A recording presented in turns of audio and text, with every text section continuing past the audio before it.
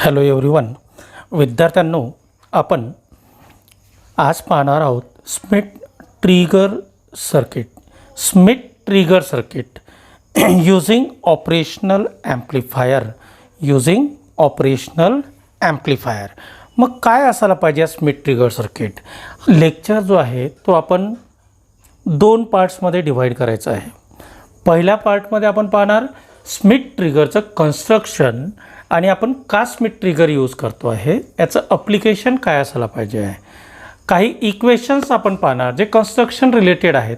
आणि दुसऱ्या पार्टमध्ये एक एक्झाम्पल आपण घ्यायचं आहे. इनपुट वेव्ह आपण घेणार आणि त्याचा आउटपुट आपल्याला कशा प्रकारे मिळेल हे आपण त्यामध्ये बघायचं आहे.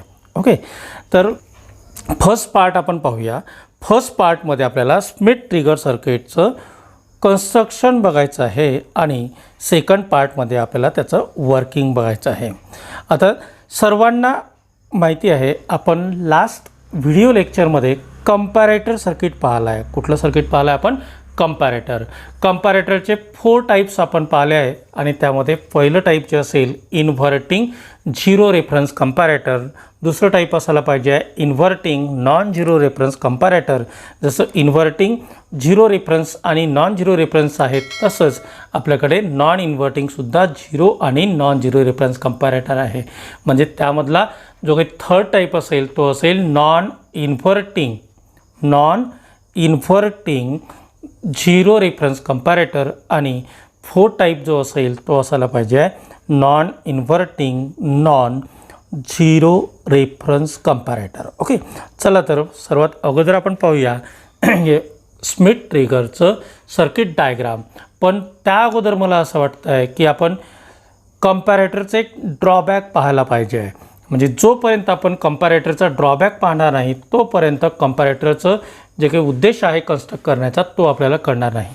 ओके, तर आपण उदाहरणार्थ एक कंपॅरेटर आपल्याकडे आहे आणि तो कंपॅरेटर आहे non inverting zero reference comparator. Comparator कुठला आहे? Non inverting zero reference comparator. आपण नॉन इन्व्हर्टिंग झिरो रेफरन्स कंपॅरेटरला इनपुट अप्लाय करतो नॉन इन्व्हर्टिंग टर्मिनलला. आणि रेफरन्स व्होल्टेज ज्याला आपण झिरो रेफरन्स म्हटलं आहे म्हणजे ते कुठे असायला पाहिजे? तर ते इन्व्हर्टिंग असायला पाहिजे. म्हणजे इन्व्हर्टिंग इनपुट टर्मिनल ऑपरेशनल ॲम्प्लिफायरचा आपण ग्राउंडला कनेक्ट करणार आणि नॉन इन्व्हर्टिंगला आपण इनपुट अप्लाय करणार. रेफरन्स व्होल्टेज असेल 0 व्होल्ट्स. पण यामध्ये काय प्रॉब्लेम येईल?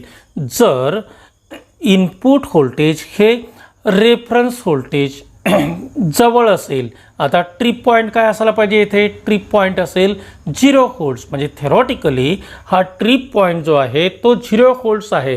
म्हणजे इनपुट व्होल्टेज ज्या वेळेस रेफरन्स व्होल्टेज म्हणजे 0 व्होल्ट्सपेक्षा स्लाइटली ग्रेटर असेल त्यावेळेस त्याचा आउटपुट काय असायला पाहिजे? चेंज व्हायला पाहिजे. ओके, पण जर नॉईज ॲड झालेलं असेल, कुठे नॉईज ॲड झालेलं असेल? जर नॉईज ॲड झालेलं असेल रेफरन्स व्होल्टेजला. आता रेफरन्स व्होल्टेज आपण काय दिला आहे?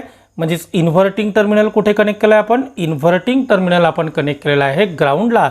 पण जो काही नॉईज ॲड होईल आयदर तो नॉईज पॉझिटिव्ह असेल किंवा तो नॉईज निगेटिव्ह असू शकतो. मग नॉईज पॉझिटिव्ह असेल किंवा निगेटिव्ह असेल. आता आपण कन्सिडर करूया नॉईज पॉझिटिव्ह आहे आणि तो नॉईज आहे 0.1 व्होल्ट्स. नॉईज किती आहे? 0.1 व्होल्ट. म्हणजे instead of zero reference voltage तिथे रेफरन्स काय प्रोड्यूस झाला आहे due to the addition of noise? Reference आहे 0.1 व्होल्ट. म्हणजेच इनपुट व्होल्टेज ज्या वेळेस 0.1 व्होल्टपेक्षा स्लाइटली ग्रेटर असेल किंवा स्लाइटली लेस असेल त्यावेळेस काय व्हायला पाहिजे? त्यावेळेस इथे कंपॅरेटरची स्टेट चेंज व्हायला पाहिजे. याला म्हणतो आपण false triggering of the comparator. म्हणजेच कंपॅरेटरचं ट्रिगरिंग जे आहे, चेंज ऑफ स्टेट जे आहे ते चुकीच्या पद्धतीने होतं आहे बिकॉज ऑफ द नॉईज. याला नॉईज ट्रिगरिंग असं सुद्धा आपण म्हणतो. ओके, चला तर आता पाहूया स्मिथ ट्रिगरचं सर्किट कशा प्रकारचं असलं पाहिजे. आपण कंपॅरेटरचे चारही सर्किट्स पाहिले आहेत. कंपॅरेटरमध्ये आपण कुठल्याही प्रकारचा फीडबॅक यूज करत नाही.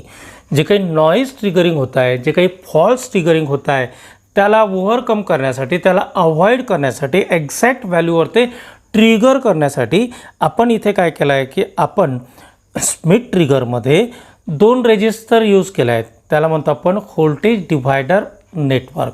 2 रेजिस्टर यूज केले आहेत, पण हे 2 रेजिस्टर्स जे आहेत हे प्रोड्यूस करतात पॉझिटिव्ह फीडबॅक सिस्टीम. याला म्हणतो आपण पॉझिटिव्ह फीडबॅक.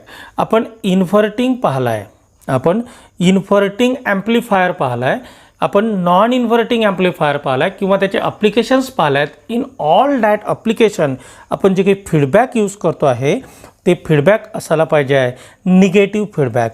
पण इथे या पर्टिक्युलर सर्किटमध्ये आपल्याला इन्क्रीज आउटपुट व्होल्टेज पाहिजे आहे, आपल्याला सॅच्युरेटेड आउटपुट व्होल्टेज मिळायला पाहिजे आहे. म्हणून आपण इथे पॉझिटिव्ह फीडबॅक यूज करतो आहे. आपण कुठला फीडबॅक यूज करतो आहे? Positive feedback. मग आता कुणाला प्रश्न पडेल की आपण निगेटिव्ह फीडबॅकनी आउटपुट व्होल्टेज का इन्क्रीज करू शकत नाही? पहा, आपल्याकडे 2 फीडबॅक आहेत. त्याच्या अगोदर पाहूया आपण फीडबॅक म्हणजे काय.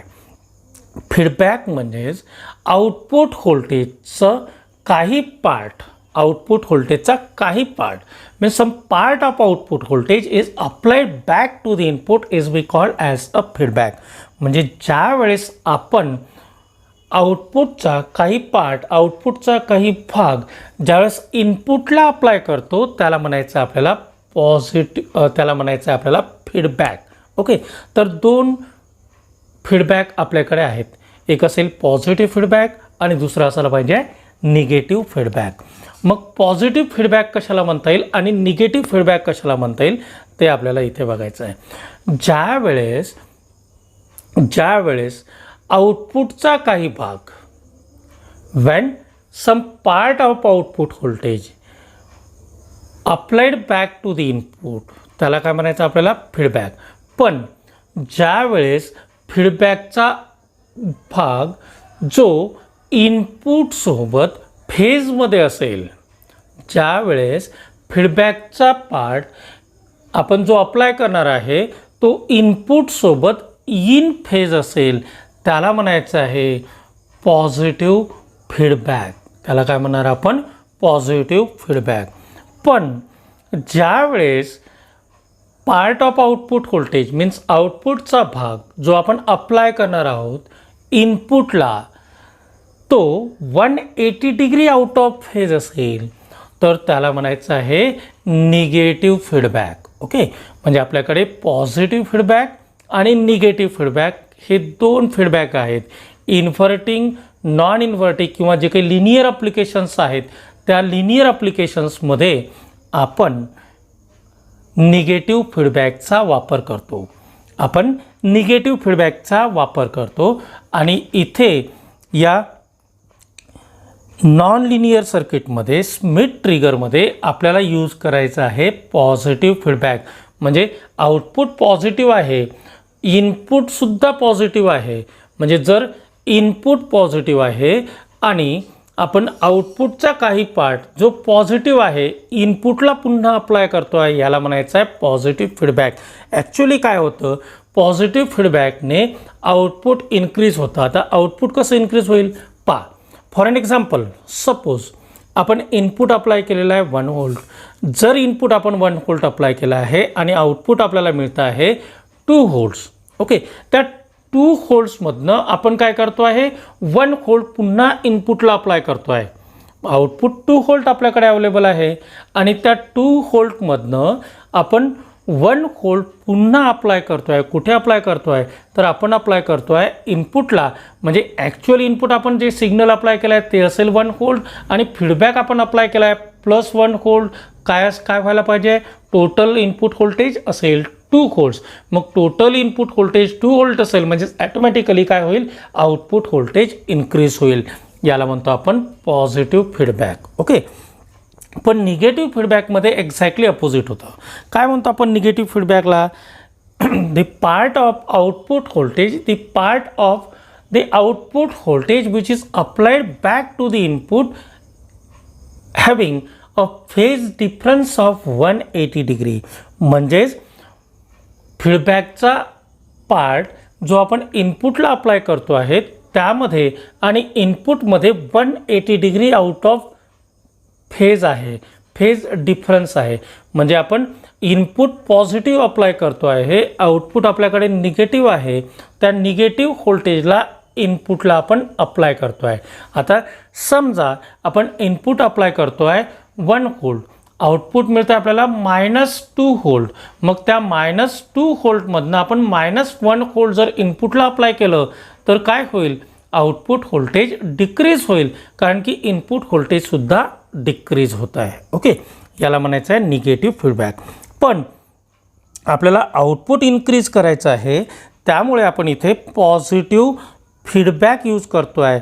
म्हणून या सर्किटला आपण पॉझिटिव्ह फीडबॅक म्हणजे स्मिथ ट्रिगरला आपण पॉझिटिव्ह फीडबॅक अप्लाय केलेला आहे.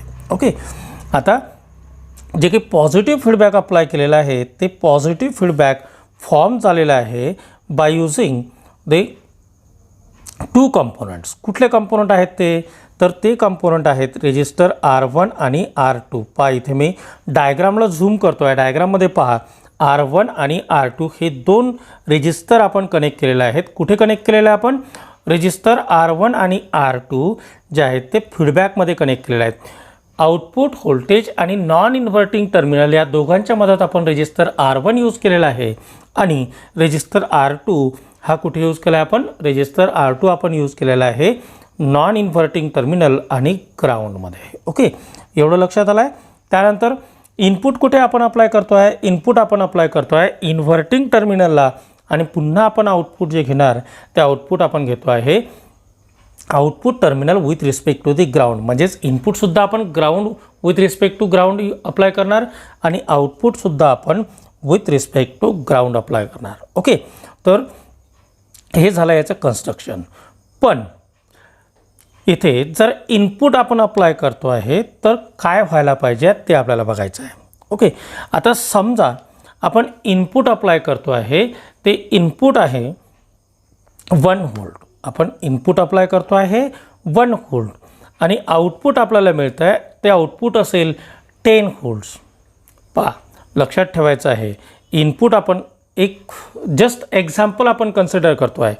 इनपुट असेल 1 व्होल्ट, आउटपुट आपल्याला मिळतं आहे 10 व्होल्ट्स आणि आपण या रेजिस्टरच्या व्हॅल्यू अशा सेट केल्या आहेत R1 आणि R2च्या की आपल्याला रेजिस्टर R1च्या अक्रॉस मिळेल 9 व्होल्ट. म्हणजे जे काही आउटपुट व्होल्टेज असेल ते डिव्हाइड होईल. रेजिस्टर R1च्या अक्रॉस काही व्होल्टेज असेल आणि काही व्होल्टेज रेजिस्टर R2च्या अक्रॉस असेल. तर आपण रेजिस्टरच्या व्हॅल्यू अशा सिलेक्ट केल्या आहेत जेणेकरून रेजिस्टर R1च्या अक्रॉस व्होल्टेज असेल 9 व्होल्ट आणि रेजिस्टर R2च्या अक्रॉस काय असायला पाहिजे 1 व्होल्ट्स. ओके, पहा इथे आपण एक एक्झाम्पल घेतो आहे आणि त्या एक्झाम्पलनुसार इथे इनपुट आपण अप्लाय करतो आहे, तो इनपुट आहे 1 व्होल्ट्स. ओके, मग इनपुट 1 व्होल्ट आहे आणि आउटपुट आपल्याला मिळतात 10 व्होल्ट्स. आउटपुट 10 व्होल्ट मिळत आहे आणि आपण रेजिस्टर R1 आणि R2 कुठे कनेक्ट केलेला आहे, रेजिस्टर R1 आणि R2 आउटपुट व्होल्टेजच्या पॅरललमध्ये कनेक्ट केलेला आहे, अक्रॉस कनेक्ट केलेला आहे. याला म्हणतो आपण व्होल्टेज डिवायडर. म्हणजे आउटपुट व्होल्टेजला हे 2 पार्ट्समध्ये डिवाइड करत आहे.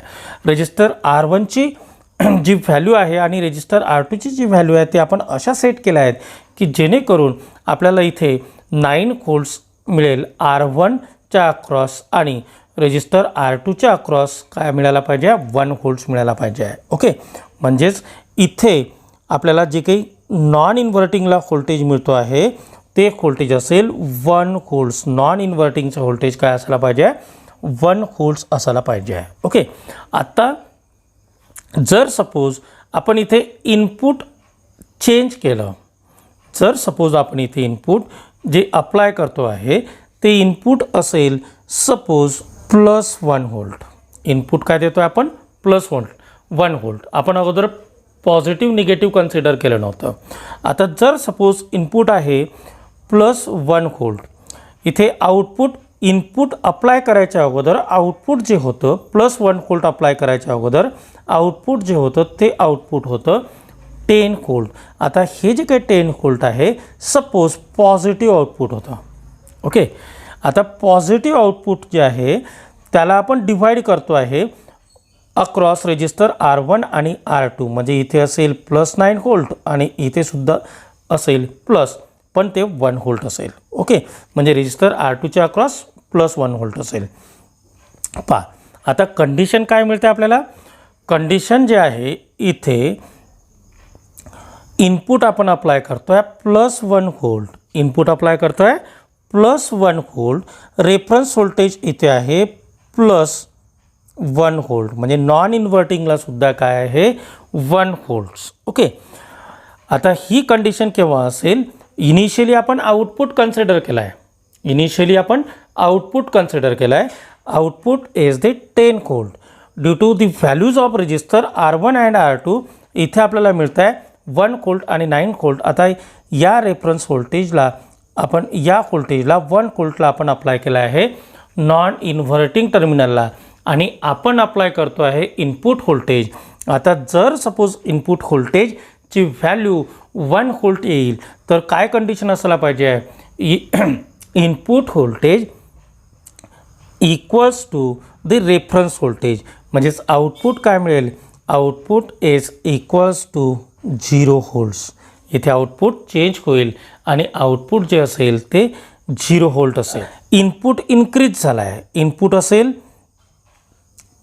1.1 व्होल्ट्स. इनपुट आपण चेंज केलं आहे 1.1 व्होल्ट. काय कंडिशन यायला पाहिजे.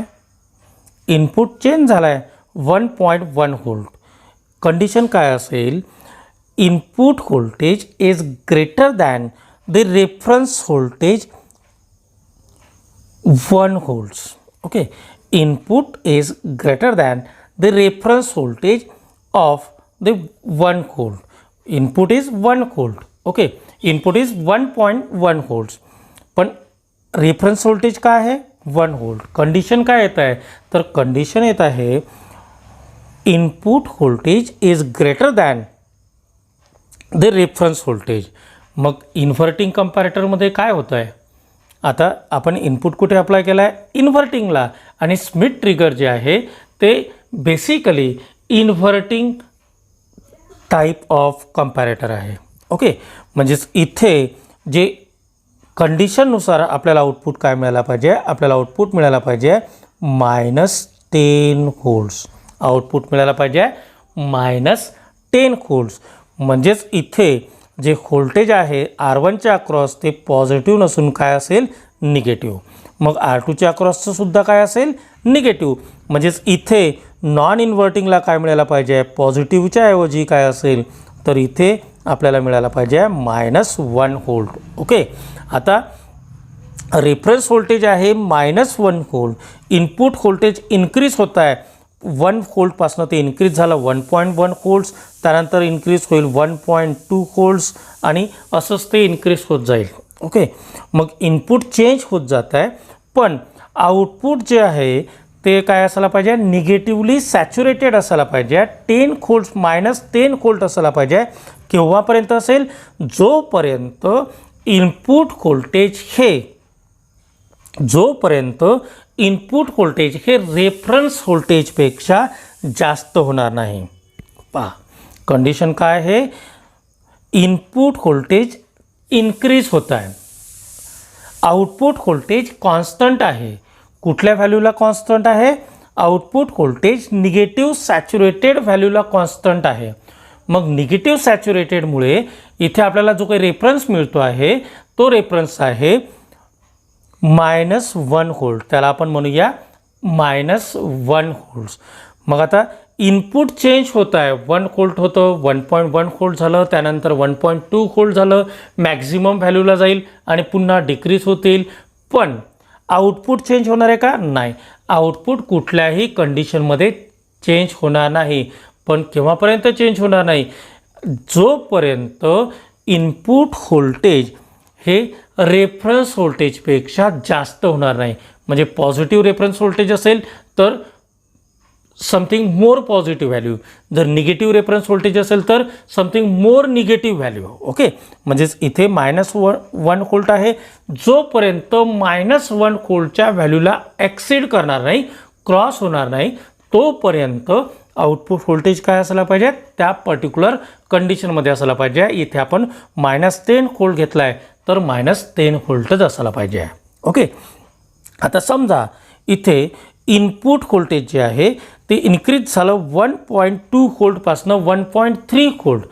कंडिशन काय असेल, input voltage is greater than the reference voltage of -1 volt, therefore output is काय असेल, -10 व्होल्ट. ओके, आता पुन्हा इन्क्रीज झालं 1.5 व्होल्ट, तरी काय होईल, तरी सेम कंडिशन इथे असायला पाहिजे, input voltage is more than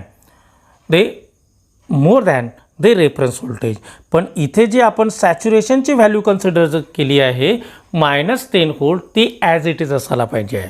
okay, आता इनपुट व्होल्टेज जे आहे ते डिक्रीज झालं आहे आणि जर आपण साईन वेव्ह कन्सिडर जर केलं आणि इनपुट व्होल्टेज इक्वल्स टू असेल -1.1 व्होल्ट्स. इनपुट व्होल्टेज काय असेल, -1.1 व्होल्ट. आता कंडिशन काय येते आहे, आता कंडिशन येत आहे input voltage is less than the reference voltage of -1.1 volt.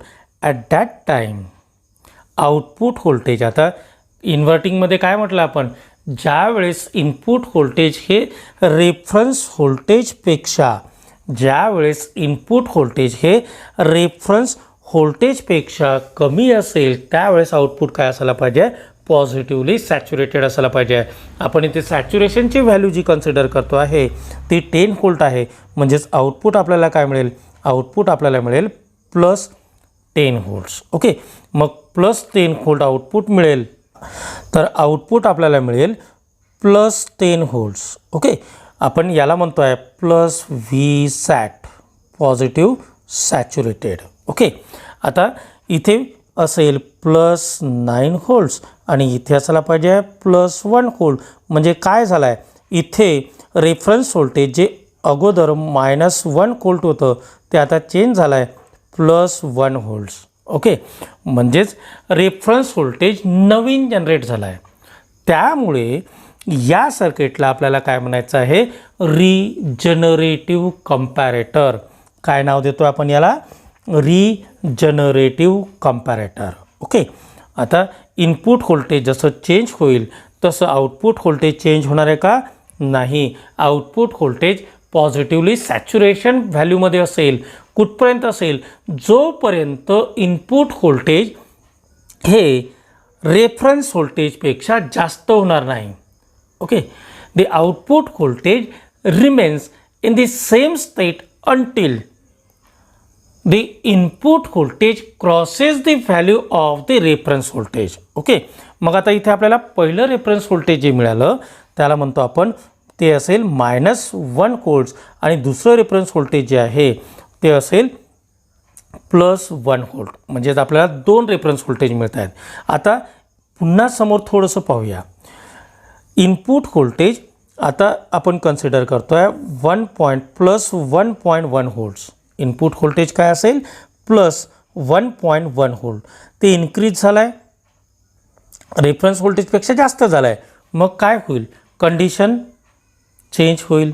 इथे असेल input voltage is greater than the reference voltage. म्हणजेच आउटपुट पुन्हा काय व्हायला पाहिजे, चेंज व्हायला पाहिजे.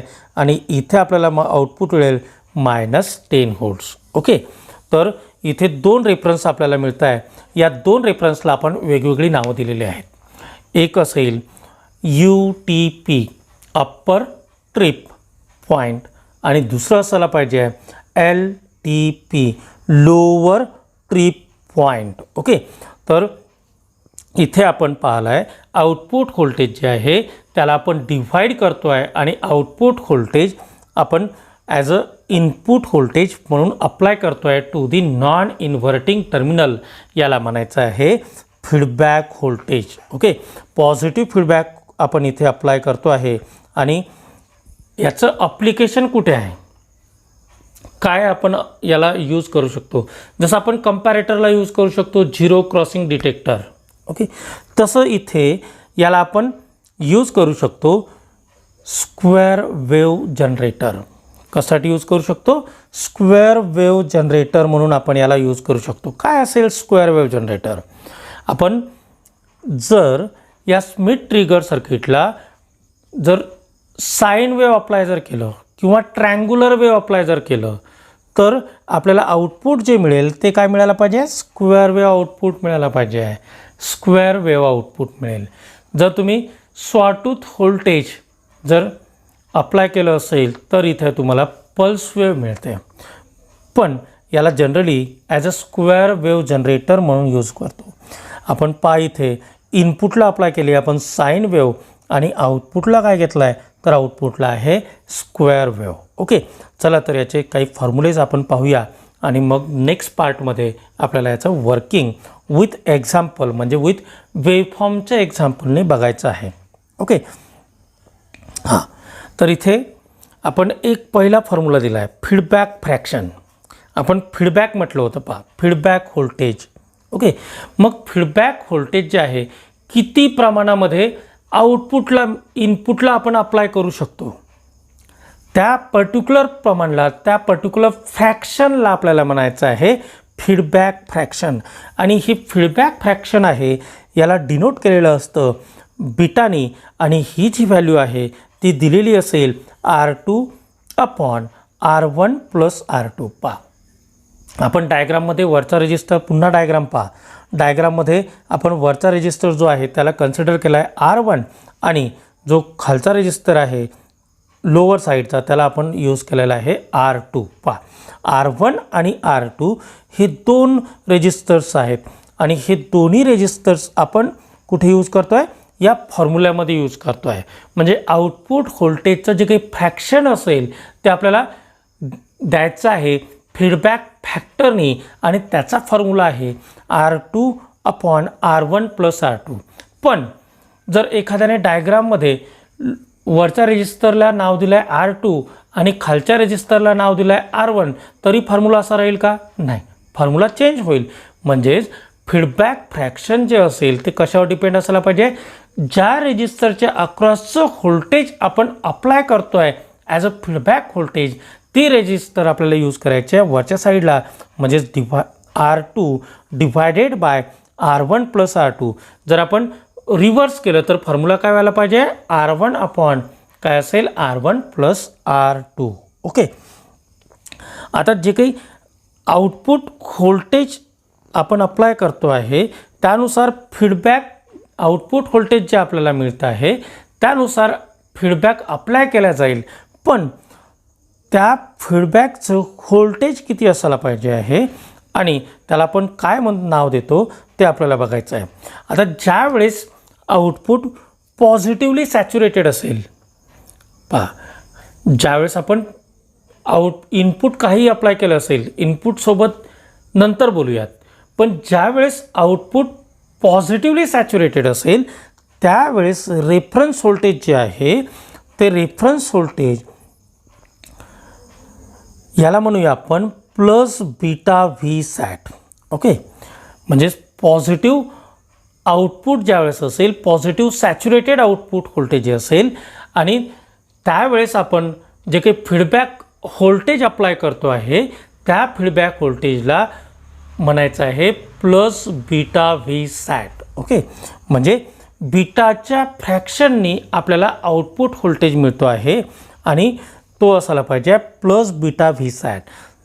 त्यानुसार ज्यावेळेस निगेटिव्ह सॅच्युरेटेड आउटपुट व्होल्टेज असेल, निगेटिव्ह सॅच्युरेटेड आउटपुट व्होल्टेज असेल त्यावेळेस आपल्याला जे काही फीडबॅक व्होल्टेज मिळायला पाहिजे आहे त्या फीडबॅक व्होल्टेजला आपण म्हणूया -βV_SAT. ओके, तर पहिलं रेफरन्स आपल्याला मिळतो आहे रेफरन्स व्होल्टेज ते असेल +βV_SAT आणि दुसरं व्होल्टेज असेल -βV_SAT. ओके, आता जर आपण ग्राफ ड्रॉ केला, जर आपण कॅरेक्टरिस्टिक्स ड्रॉ केलं, जर आपण वेवफॉर्म ड्रॉ केली, तर वेवफॉर्ममध्ये जनरली आपण काय करतो, पॉझिटिव्ह साईड जी असेल ती वरची साईड असते आणि निगेटिव्ह साईड जी असते ती लोअर साईड असते. म्हणून इथे आपण जे काही प्लस बीटा व्ही सॅट आहे त्याला म्हणतो आहे आपण अप्पर ट्री पॉईंट, त्याला म्हणतो आहे आपण अप्पर ट्री पॉईंट UTP. आणि जो काही मायनस बीटा व्ही सॅट असेल त्याला म्हणतो आपण लोअर ट्री पॉईंट. काय म्हणतो आपण त्याला, लोअर ट्री पॉईंट LTP. म्हणजेच जी UTPची व्हॅल्यू असायला पाहिजे, अप्पर ट्री पॉईंटची व्हॅल्यू असायला पाहिजे ती असेल प्लस बीटा व्ही सॅट आणि लोअर ट्री पॉईंटची व्हॅल्यू असेल ती असायला पाहिजे LTP equals to minus beta V sat. Okay, तर हिस्टेरिसिस व्होल्टेज ही एक टर्म आहे, ती आपण नेक्स्ट व्हिडिओ लेक्चरमध्ये पाहूया. नेक्स्ट व्हिडिओ लेक्चरमध्ये आपण एक इनपुट वेवफॉर्म अप्लाय करणार स्मिथ ट्रिगरला आणि त्याचं आउटपुट आपल्याला कुठल्या प्रकारचं मिळणार आहे ते आपल्याला इथे बघायचं आहे. ओके.